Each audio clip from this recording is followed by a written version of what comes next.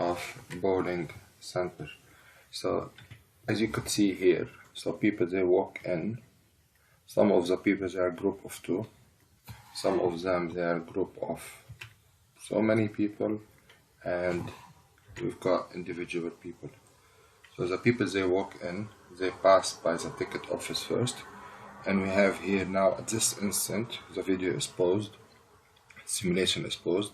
We have 6 people busy out of 6 on the counter, and they go to the bowling alley. So you could see they're all busy, all 7 of them, which is indicated here. Again, the simulation is paused, and you could see people here sitting, waiting in this sitting area while their friends are playing.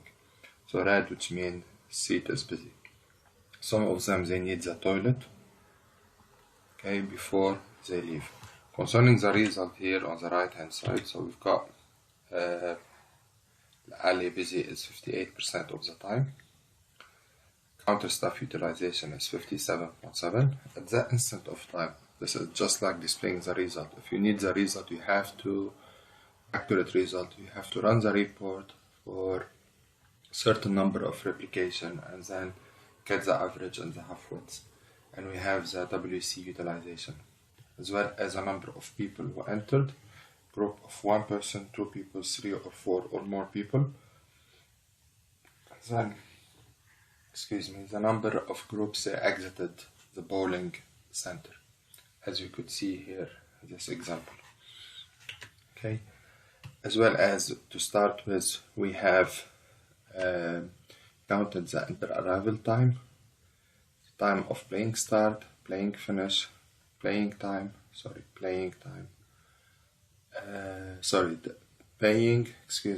and then they start playing here and they finish. So we've got the inter-arrival, the paying time, and the playing time in the system. Okay, let's run the model to see what we will obtain. Again, when I stop the model, it's obvious here when the model is not started. So all free, all the alley is free, all the people here are free, the WC is vacant. So if we run the model, so you could see if I do the paint to draw on the, it will pause the system.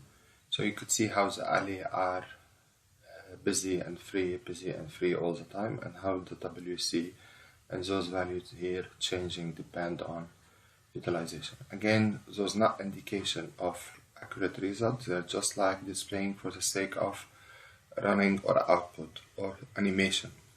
If you really need accurate result, you have to run the report and obtain it from there. Okay.